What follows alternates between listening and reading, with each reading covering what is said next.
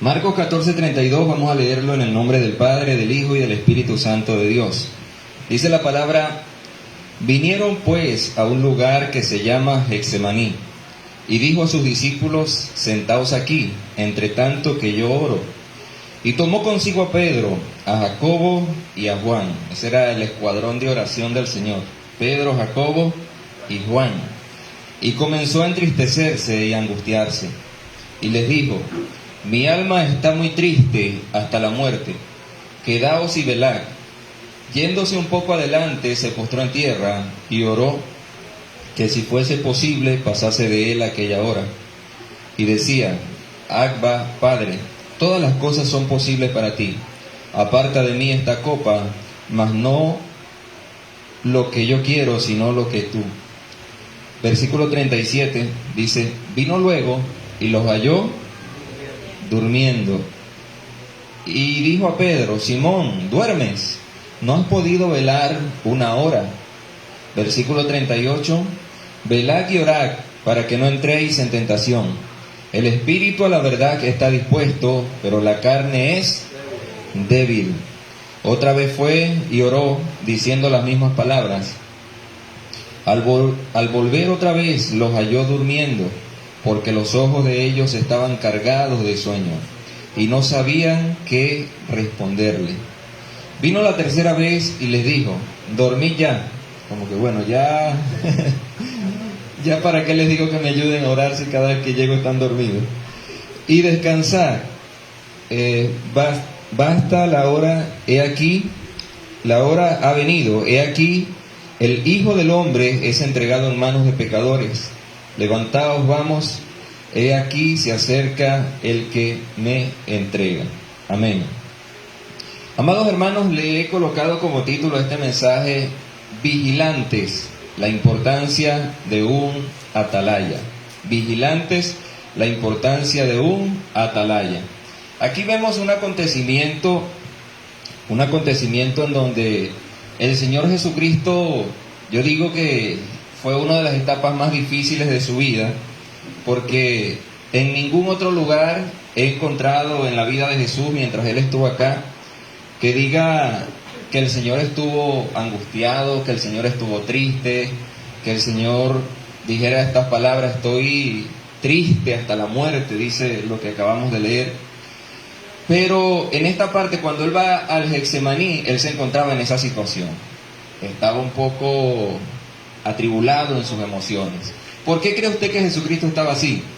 Porque Él sabía que en las próximas horas lo iban a agarrar y lo iban a entregar en manos de pecadores, y todo el peso del pecado del mundo iba a caer sobre Él. No era cualquier cosa, era un peso grande que iba a caer sobre Jesucristo, el pecado de toda la humanidad. Y entonces Él va al Getsemaní. Si nosotros investigamos qué significa la palabra Getsemaní, significa prensa de aceite. El Getsemaní tiene que ver con presión, y Jesús se encontraba en la parte de su vida donde fue más presionado. Allí Él, fíjense cómo oró: Señor, si es posible pasa de mí esta copa, pero no se haga mi voluntad sino la tuya. Entonces, ¿qué aprendemos acá? Aprendemos que cuando usted esté en esos momentos donde siente presión en su vida, donde se siente atacado, donde se siente agobiado, según el ejemplo de Jesucristo, Él fue a orar. Él estuvo velando y estuvo orando. Eso nos ayudará bastante si seguimos el ejemplo de Cristo. Dice que se entristeció, se angustió, pidió. Otra cosa que veo acá es que el Señor pidió respaldo espiritual. Cuando usted esté en momentos difíciles, no le dé vergüenza de llegarle a alguien y decirle: hermano, ayúdame en oración. Él tenía un equipo de 12 discípulos, pero agarró a 3. Por eso le dije que era el escuadrón de oración. Agarró a esos 3 y le dijo: vénganse. Ustedes se van a quedar acá, me van a respaldar, porque le dijo: velad allí, y yo voy a ir un poco adelante y voy a orar. Esos 3 tenían que quedar allí respaldándolo, y el Señor se fue a orar.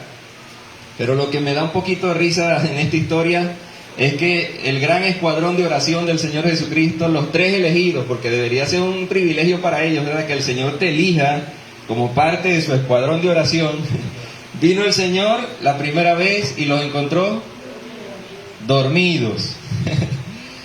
Ahí le dijo a Pedro: Pedro, duermes, no has podido velar conmigo una hora. Dice que luego se fue de nuevo, oró al Señor, me imagino que otra hora más, y cuando regresó, otra vez el escuadrón de oración estaba dormido. Y bueno, ya cuando fue la tercera vez, me imagino que los volvió a ver dormir. Ya no hay para que duerman. Entonces, lo que les quiero decir con esto, mi hermano, es que nosotros representamos a ese escuadrón que Jesús eligió para que velaran con él. En el tiempo donde estamos, tiempos peligrosos, hablando espiritualmente, nosotros no deberíamos estar dormidos espirituales. ¿Sí me entiende lo que quiero decirle? En estos tiempos tan difíciles, usted no se puede dar el privilegio, el lujo de dormirse espiritualmente. Porque el Señor nos ha llamado y nos ha dado una recomendación, es que estemos despiertos, estemos velando. Una persona que está despierta y una persona que está velando se da cuenta de la mínima cosa. Y cuando usted es un vigilante, usted puede actuar correctamente. Pero si usted es un vigilante, si Dios te ha llamado para que seas un vigilante y te duermes o te distraes, te entretienes, ¿qué va a pasar cuando vengan las pruebas? ¿Qué va a pasar cuando vengan las tribulaciones, cuando vengan las tentaciones?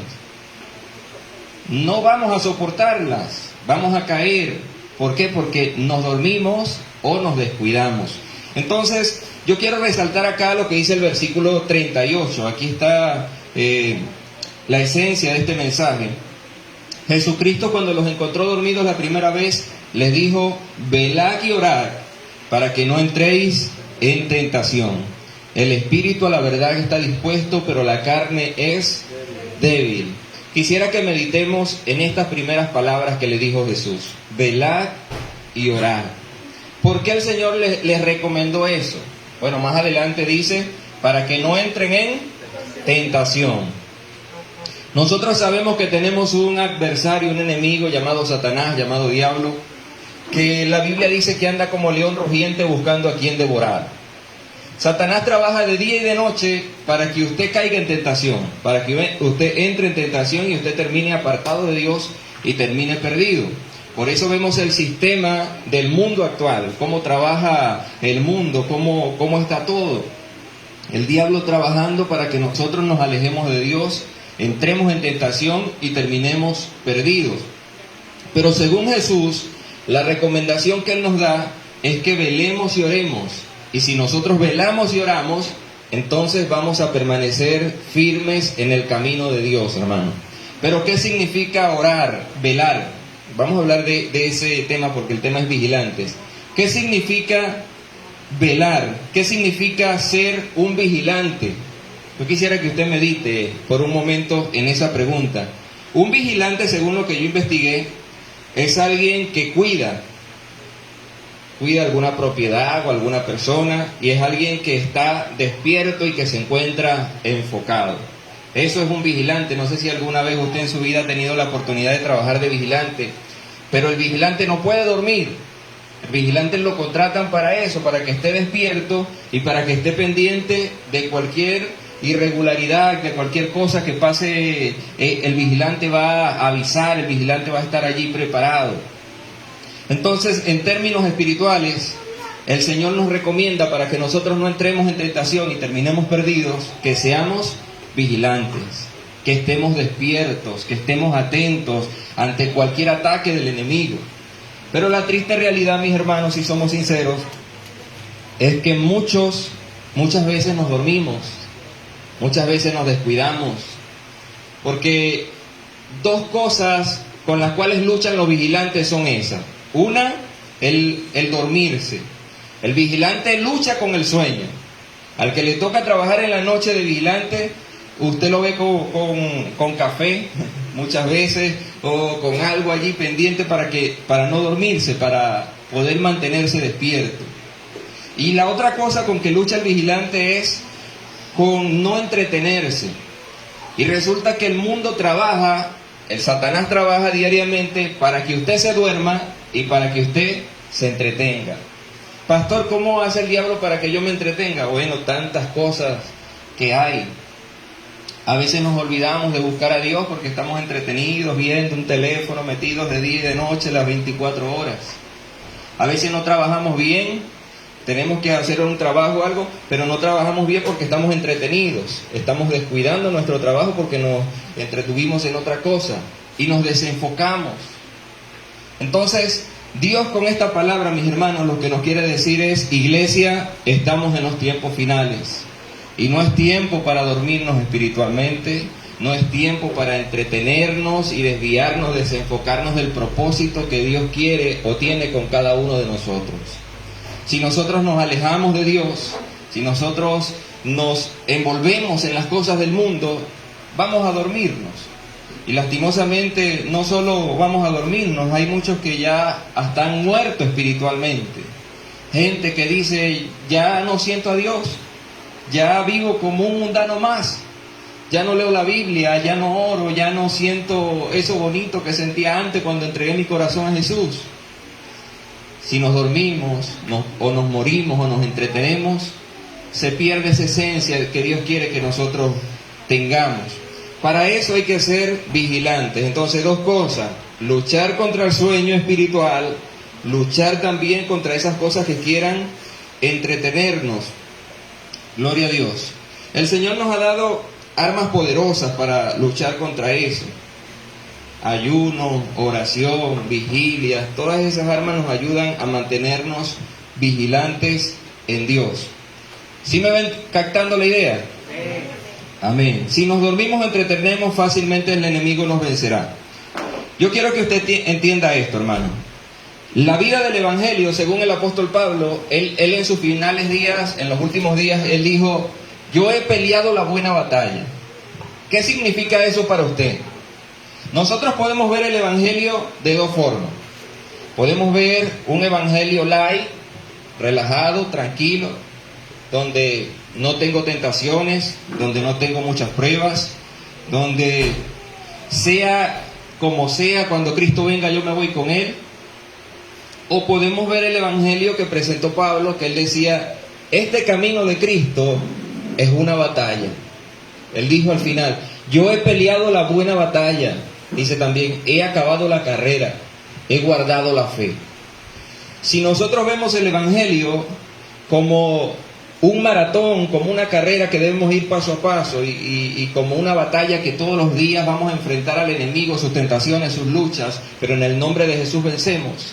Nosotros vamos a permanecer vigilantes y usted va a permanecer atento. Cuando venga Satanás a atacarlo, usted va a decir: hoy nuevamente voy a ganarle al enemigo porque Jesús y su Santo Espíritu va conmigo y me respalda. Usted, como está pendiente, está vigilante, usted va a estar preparado para ganar la batalla. Pero si usted es del tipo de persona que ve el Evangelio como algo light, como algo, o que no le da la importancia necesaria a lo que es el Evangelio, el camino de Jesús, la vida en el cristianismo, usted fácilmente va a bajar las defensas y va a dejar de estar vigilante y se va a moldar a este mundo. Hay muchas religiones, muchas creencias. En estos días hablaba con uno que me decían: yo creo en la predestinación, me decían. Yo soy de los que creo que si Jesucristo me eligió para yo salvarme, ni que yo haga lo que yo haga, yo voy a terminar salvo, porque Él antes de la fundación del mundo me eligió para salvarme, y aunque yo sea el pecador más pecador, el Señor me va a salvar.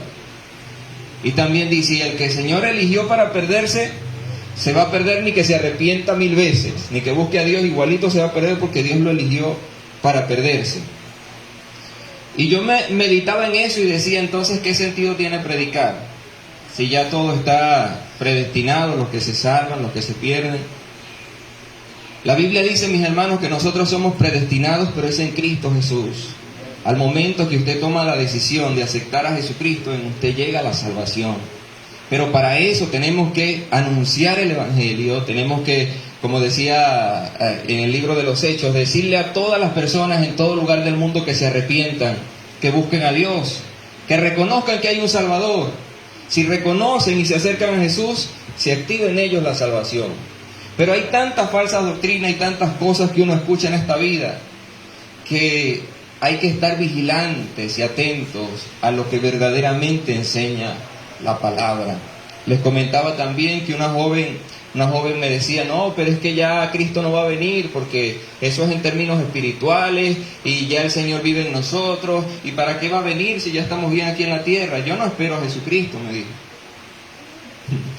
Y usted va a la Biblia y la Biblia claramente dice que el Señor vendrá nuevamente por su iglesia y que estemos preparados para irnos con Él. Amén. Entonces hay tantas falsas doctrinas y tantas cosas que si no vigilamos, si no estamos pendientes, hermanos, y anclados en la palabra, fácilmente usted se va a desviar y va a caer en tentación, va a apartarse de Dios. Entonces, la primera razón por la que debemos ser vigilantes es porque nos ayuda a no entrar en tentación. Como lo dijo, velad y orad para que no entréis en tentación. Sabemos que Satanás anda buscando para devorar, pero si nosotros velamos, oramos, el Señor nos dará la victoria. En relación a la guerra, lo que está pasando ahorita en Israel, me llamó la atención algo. La gente de Israel tiene ¿cómo se llama? Lo que los protege a ellos es que les lanza misiles y en el aire los destruye. Se me olvida el nombre por un momento, pero ellos tienen como un escudo de hierro, creo que le llaman así, la inteligencia de Israel, en los aires, que cuando el enemigo le lanza los misiles, hay una inteligencia abajo, un camión, una broma grandota allí, que detecta en el aire donde van los misiles y dispara y corta allí el ataque, ¿sí me entiendes? Entonces, yo meditaba en eso, y la gente de Israel, hermanos, digo yo que guiados por Dios, tiene mucho que ver con lo que es velar y orar. Porque Jesucristo dijo primero velar y después orar. ¿Por qué relaciono eso? Porque escúcheme, esa inteligencia primero está pendiente de todo, hace como un sondeo en toda el área. Eso es velar. Un vigilante está pendiente de toda el área que le rodea. Y cuando él detecta algún ataque aéreo, algún misil o algo, él lo detecta y sabe más o menos dónde va a caer ese misil. Y si va a caer en algún lugar donde haya población, dicen los de la inteligencia de Israel, que él dispara otro misil para que en el aire lo intercepte y ese misil del enemigo no caiga donde tenía que caer. Entonces, eso tiene relación con velar y orar.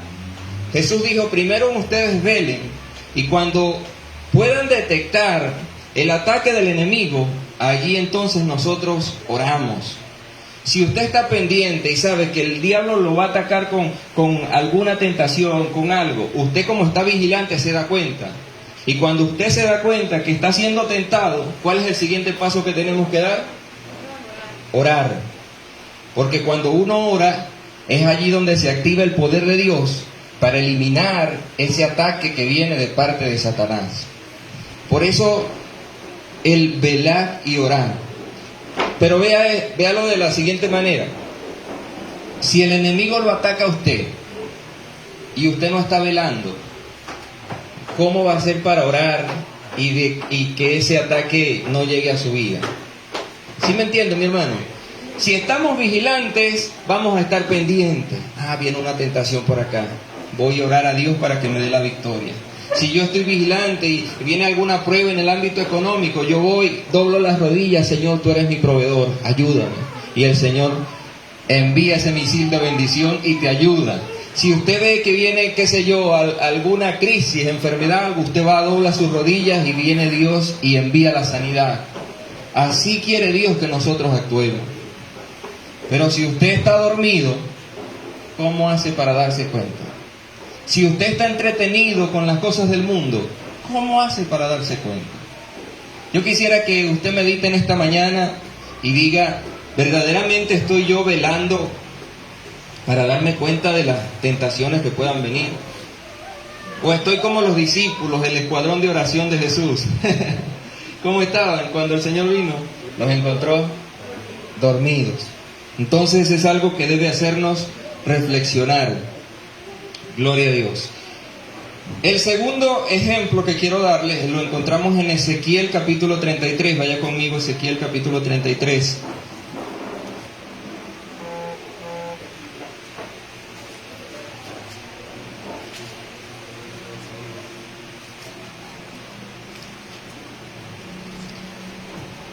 Ezequiel capítulo 33.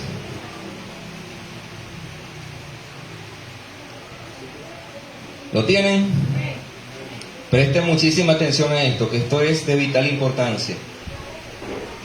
Dice la Biblia: vino a mí palabra de Jehová diciendo: Hijo de hombre, habla a los hijos de tu pueblo y diles: cuando trajere yo espada sobre la tierra, y el pueblo de la tierra tomare un hombre de su territorio y lo pusiere por atalaya, y él viere venir la espada sobre la tierra, y tocare trompeta y avisare al pueblo, cualquiera que oyere el sonido de la trompeta y no se apercibiere, y viendo la espada lo hiriere, su sangre será sobre su cabeza. El sonido de la trompeta oyó y no se apercibió, su sangre será sobre él. Mas el que se apercibiere librará su vida. Pero si el atalaya viere venir la espada y no tocare la trompeta, y el pueblo no se apercibiere, y viniendo la espada hiriere de él a alguno, este fue tomado por causa de su pecado, pero demandaré su sangre de mano ¿de quién? Del atalaya. A ti pues, hijo de hombre, te he puesto por atalaya a la casa de Israel, y oirás la palabra de mi boca, y los amonestarás de mi parte. Cuando yo dijere al impío, impío, de cierto morirás, si tú no hablares para que se guarde el impío de su camino, el impío morirá por su pecado, pero su sangre yo la demandaré de tu mano. Y si tú avisares al impío de su camino para que se apartare de él, y él no se apartare de su camino, él morirá por su pecado, pero tú libraste tu vida. Gloria a Dios. El deber de una atalaya. Yo quisiera que usted medite y se haga la pregunta: ¿qué es una atalaya? Alguien que me diga, ¿qué es una atalaya, hermanos? Díganme la revistica que nos entregan los, los testigos.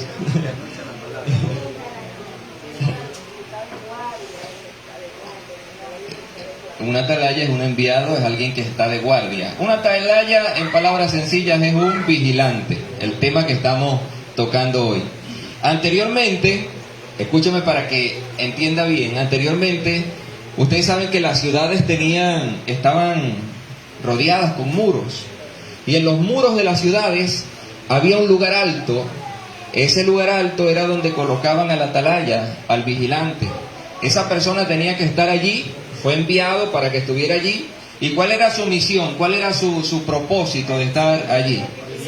Tenía que estar vigilando, viendo a todos los lados, porque muchas veces las naciones vecinas querían llegar hasta ese lugar y conquistarlos y armarle la guerra y destruirlos.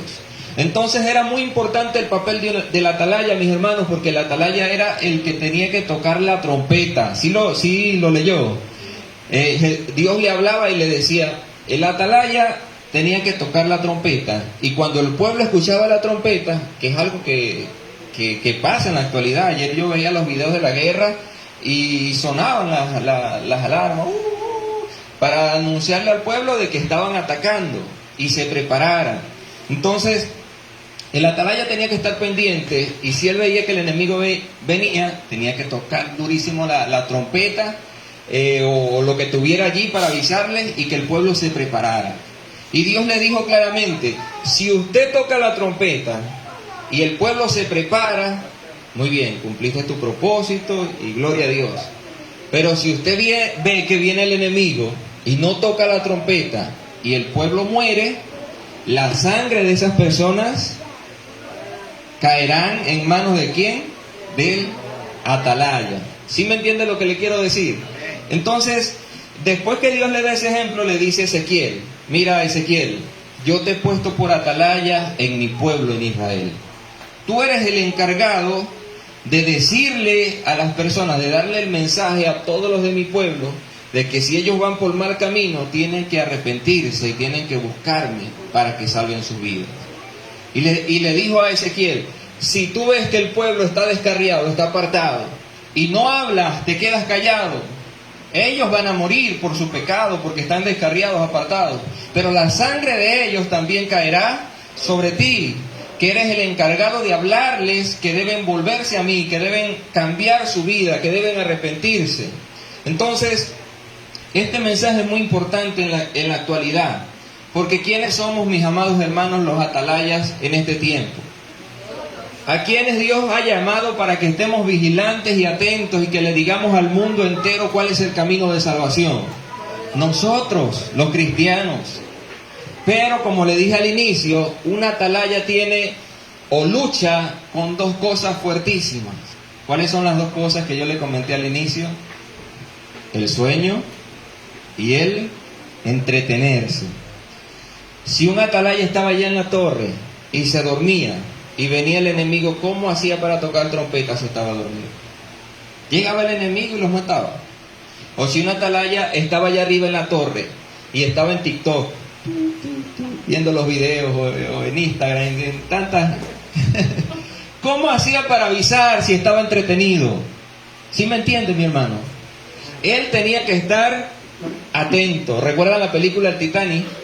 Hay una escena donde los atalayas, los que estaban arriba, estaban allí echando broma, un poco entretenidos, y de repente ve uno, y cuando vio ya estaba demasiado cerca el iceberg, el hielo grandísimo, y por más que tocaron, cuando quisieron cruzar, no pudieron.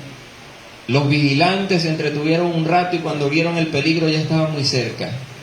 ¿No ha pensado usted que así le puede pasar a usted o así me puede pasar a mí o a cualquiera de nosotros? Que nos descuidemos tanto, que nos alejemos de la presencia del Señor, de la comunión con Dios, y de repente como ladrón en la noche llega el Señor y uno esté más en el mundo que en el camino correcto. Son cosas, hermanos, que tenemos que meditar y estar pendientes siempre, porque nosotros tenemos un gran deber como atalayas. Dos cosas tenía el atalaya de responsabilidad. Estar pendiente él para salvar su propia vida, y también tenía la responsabilidad de tocar trompeta. ¿Qué significa espiritualmente o simbólicamente tocar trompeta? Él tenía que avisarle a los demás que venía el peligro.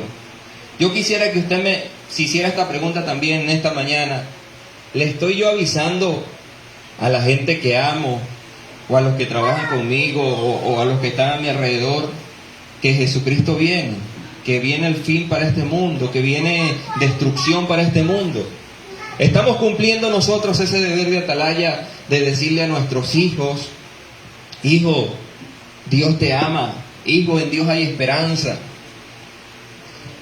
No solo a los hijos, sino a todos los que están a nuestro alrededor. Es nuestro deber, mi hermano. Jesucristo nos dijo: por tanto, id y haced discípulos a todas las naciones. Enséñenles las cosas que han aprendido de mí, bautizándolos en el nombre del Padre, del Hijo y del Espíritu Santo. Ese es el deber del atalaya, que donde tú estés puedas decirle al mundo que viene destrucción. Y estamos viendo las señales en los últimos días: guerras, rumores de guerra, terremotos, hambre, pestilencia. Eso nos quiere decir que ya Jesucristo está cerca. ¿Y cómo está la iglesia? ¿Cómo está el pueblo de Dios? ¿Estamos entretenidos, estamos dormidos o estamos despiertos? Amén. Ojalá sea así. Gloria a Dios. Entonces, ese es el deber del atalaya. Quiero cerrar con un tercer ejemplo. Ahora vamos a Mateo capítulo 25. Vamos a concluir este mensaje con este ejemplo que el Señor me ministraba, para que estemos vigilantes, para que estemos atentos. Mateo capítulo 25. Sí, 25:1.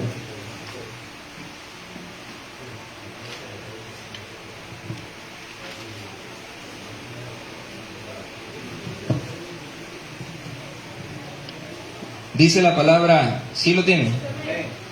Entonces el reino de los cielos será semejante a 10 vírgenes que tomando sus lámparas salieron a recibir el esposo.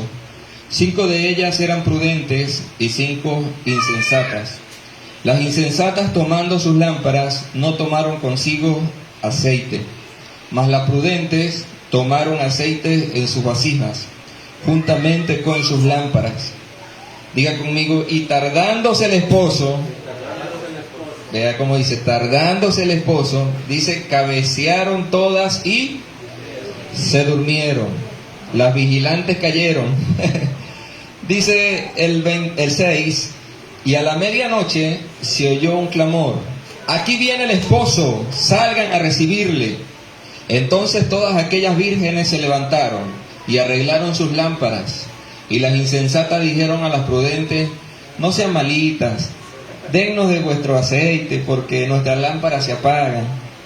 Mas las prudentes respondieron diciendo: para que no nos falte a nosotras y a vosotras, id más bien a los que venden y comprad para vosotras. Miren, allá hay una tienda, allá venden aceite, vayan y compren para ustedes, porque no quiero que me falte a mí. Pero mientras ellas iban a comprar, vino, ¿quién vino? El esposo, y las que estaban preparadas entraron con él a las bodas, y se cerró la puerta. Después vinieron también las otras vírgenes diciendo: Señor, Señor, ábrenos. Mas él respondiendo dijo: de cierto os digo que no os conozco. Este versículo quiero que usted se lo aprenda, el 13, si es posible escríbalo en la puerta de su casa. Velad pues, porque no sabéis el día ni la hora en que el Hijo del Hombre ha de venir. Vamos a leerlo de nuevo para que nos lo aprendamos. Velad pues, porque no sabemos el día ni la hora en que el Hijo del Hombre ha de venir. ¿Qué aprendemos nosotros, mis amados hermanos, con esta historia? Estamos hablando de un tema principal, que es que debemos ser vigilantes. Supimos la importancia de una atalaya, pero vamos a cerrar ahora con el ejemplo de las 10 vírgenes. Algo que me llama la atención de las 10 vírgenes es que dice la Biblia que 5 de ellas eran prudentes y 5 eran insensatas. ¿Qué significa ser prudente y qué significa ser insensato? Alguien que me diga qué concepto tiene usted de prudencia. Alguien prudente, ¿cómo es? Es precavido. Alguien prudente es precavido. ¿Qué otra cosa podemos decir de alguien prudente? Que se prepara. Como es precavido, se prepara y está atento, ¿verdad que sí? Alguien prudente sabe cómo comportarse. La prudencia te ayuda a ti a comportarte correctamente. El prudente no anda alocado y haciendo y deshaciendo, no. El prudente piensa antes de actuar. El prudente está atento a las cosas y es precavido, como decía nuestra hermana. Entonces, el prudente también toma en serio las cosas. Anda por la vida no creyendo que todo es un juego. Sabe que cada decisión que tome tiene sus consecuencias.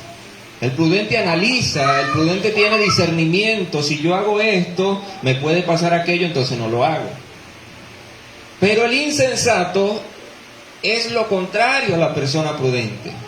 El insensato vive en la vida sin pensar en un mañana, no es precavido, no analiza las cosas, no toma decisiones que no le importa qué puede pasar mañana, sino que vive por vivir en este mundo. Entonces, yo quiero que hoy nosotros nos reflexionemos y pensemos un poco.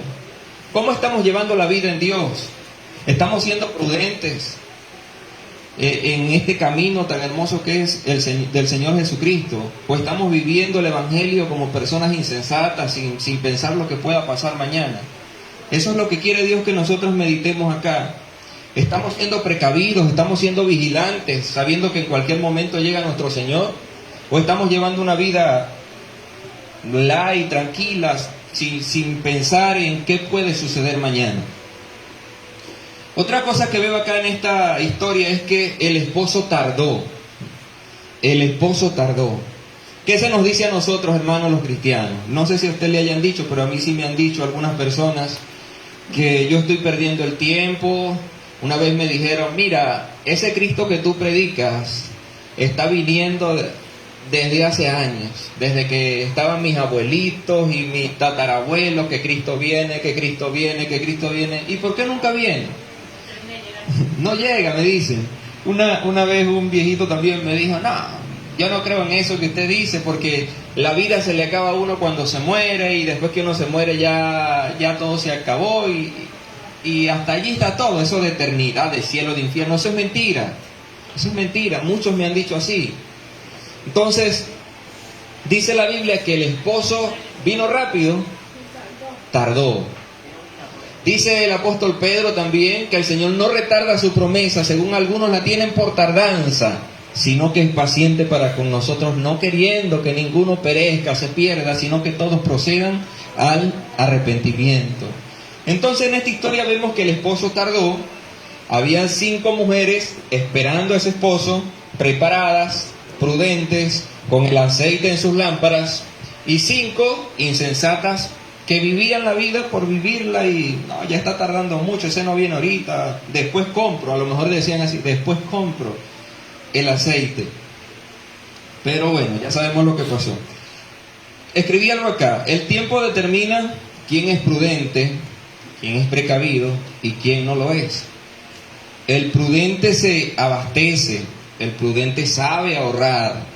El insensato lo gasta todo porque piensa que no hay mañana.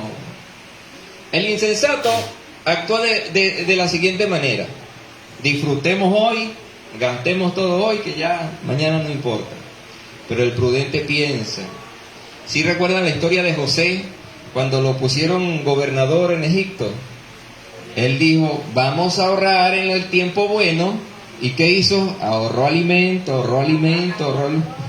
Porque cuando llegue el tiempo de la escasez vamos a tener cómo sostenernos. Eso es un acto de prudencia. Y le fue bien. Pero si José hubiese sido una persona insensata, qué bendición, estamos en el tiempo bueno, coman, derrochen, gasten. Y cuando llegue la crisis, ya no tienen nada. Entonces, le estoy hablando de ejemplos de personas prudentes. Otro ejemplo que vemos en la Biblia de prudente es la mujer virtuosa. ¿Se ha estudiado lo que dice la mujer virtuosa? En Proverbios capítulo 31. Allí dice que la mujer virtuosa se ríe del porvenir. ¿Por qué la mujer virtuosa se ríe de lo porvenir? Porque es precavida, mi hermano. Dice también que en la casa de la mujer virtuosa todo se viste con ropas dobles. Y no les importa que llegue el frío, porque ya están preparados para combatir el frío. Porque prudentemente actuó y se prepararon para cuando llegara la prueba o el momento difícil. Ejemplos de prudencia. Entonces, sigue la historia y dice que llegó el esposo, llegó sin avisar, llegó como ladrón en la noche, como dice la Biblia, y para irse con él necesitaban algo. Había un requisito para que esas vírgenes entraran a la boda. El requisito era que sus lámparas, hermanos, deberían tener aceite. El aceite hacía que sus lámparas estuviesen prendidas. Y si ellas no tenían aceite, las lámparas se les apagaban y no podían entrar. Entonces, ¿qué pasó? ¿Qué pasó acá? Atentos a esto. Dice la Biblia que las insensatas le dijeron a las prudentes, por favor, préstennos o regálenme de su aceite, porque nuestras lámparas se están apagando. Pero las prudentes le dijeron que no. Cualquiera puede decir, pero si son malas, les fueran dado aunque sea un poquito. Pero... Tuvieron tiempo aquellas de tener su aceite y no pensaron en el mañana. No fueron precavidas, no creyeron que el esposo iba a llegar. Y lastimosamente les tocó salir a comprar. Pero cuando ellas salen a comprar el aceite para que sus lámparas prendieran y poder entrar a la boda, dice la Biblia, mi hermano, que ya la puerta se había cerrado. Y llamaron, Señor, ábrenos, aquí estamos, ya tenemos el aceite, ya prendimos. Pero era demasiado tarde porque la puerta estaba cerrada. Mientras que las prudentes con sus lámparas, su aceite, su luz, pudieron entrar a las bodas. ¿Qué podemos nosotros aprender de esta historia? qué quiere decirnos Dios con la historia de las 5 vírgenes prudentes y las 5 insensatas. Lo que yo aprendo acá es que yo tengo que ser vigilante en todo momento. Y allí al final lo dice: velad pues, porque no sabemos el día ni la hora en que el Hijo del Hombre ha de venir. Nosotros creemos que somos salvos, gloria a Dios. La salvación es un regalo, la salvación no es algo que nosotros nos las vamos a ganar por mérito propio.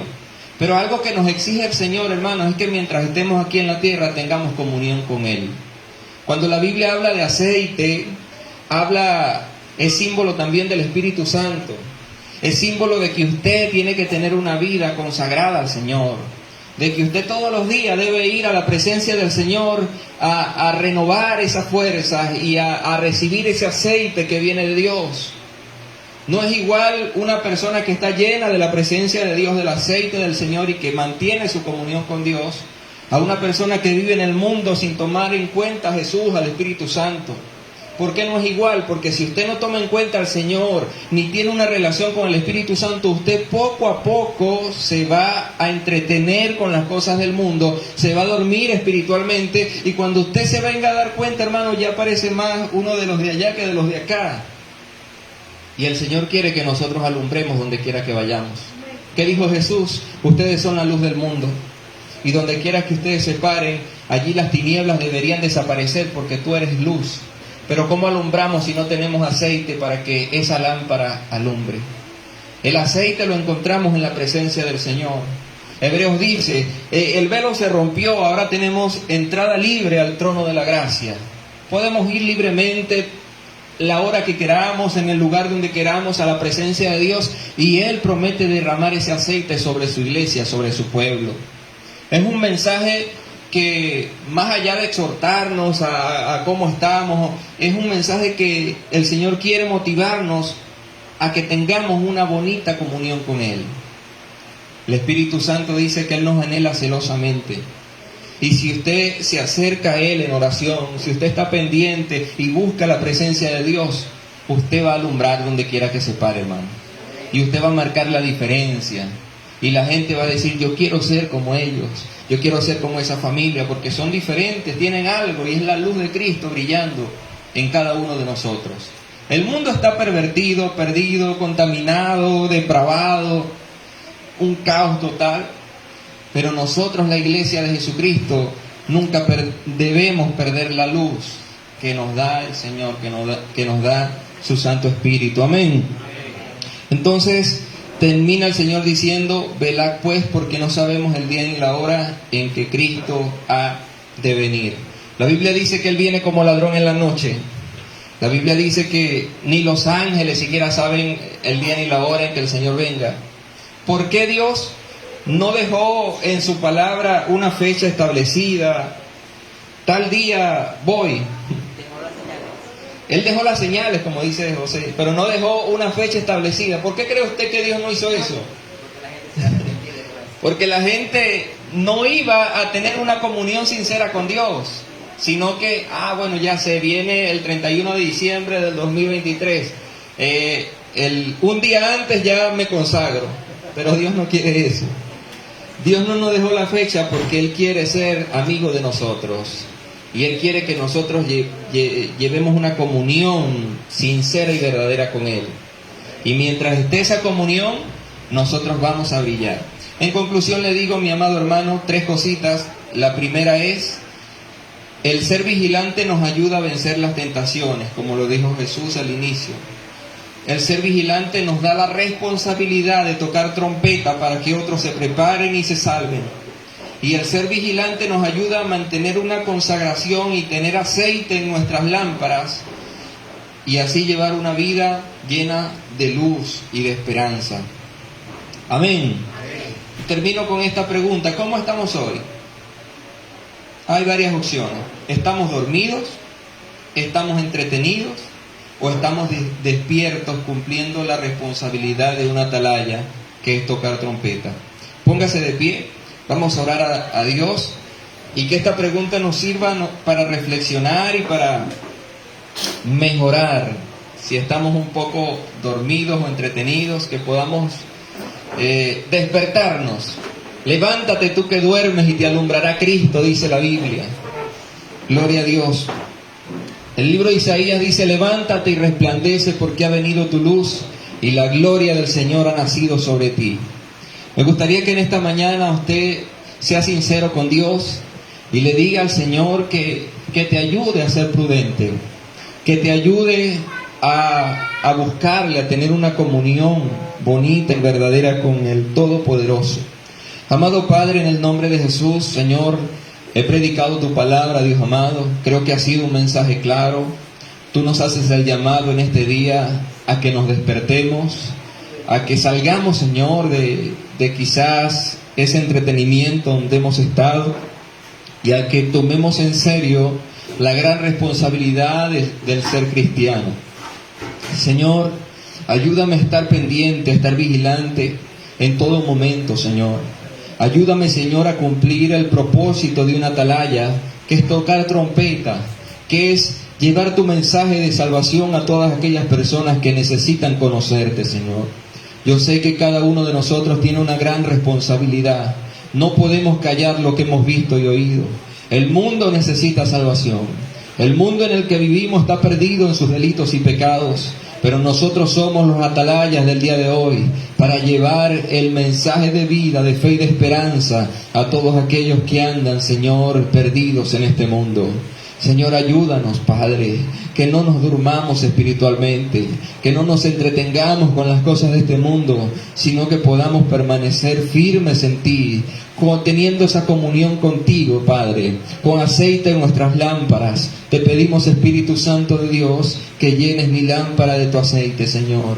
Ayúdame, Padre, a permanecer siendo luz de este mundo, alumbrando, Dios, donde hay oscuridad. Te necesito, dígale a Dios: Señor, te necesito, Padre, necesito de tu ayuda, necesito mejorar mi comunión contigo, necesito, Señor amado, buscarte cada día más en intimidad y recordar siempre que tú me anhelas celosamente, que tú quieres tener comunión conmigo, Padre. Bendice a tu iglesia de una manera sobrenatural. Centro Cristiano de Pasaje, Dios amado, sea una iglesia llena de tu Santo Espíritu, llena de tu avivamiento, llena de tu unción, de tu gracia, de tu presencia, Señor, en el poderoso nombre de Cristo Jesús. Hoy nos despertamos, hoy, Señor amado, quitamos todo aquello que no te agrada, Señor, y tomamos la responsabilidad de buscarte y de enamorarnos cada día más de ti, mi Señor amado, en el poderoso nombre de Jesús. Eres santo, eres grande, no hay nadie como tú, Señor. Ayúdame, Espíritu Santo, a avanzar. Ayúdame, Señor, a ser prudente, para que cuando tú vengas pueda irme contigo, Señor, y estar para siempre en tu presencia, mi Señor amado. Gracias te damos, Señor Jesucristo. Recibe la gloria y la honra por siempre, mi Dios. Gracias, Padre amado. Amén y amén. Bríndele un fuerte aplauso al Señor. Gloria a Dios. Por este lugar llamamos a mi hermano Elfer para que ore por las ofrendas. Ofrendas, los diezmos. Aleluya. ¿Cuántos entendieron la palabra? Amén.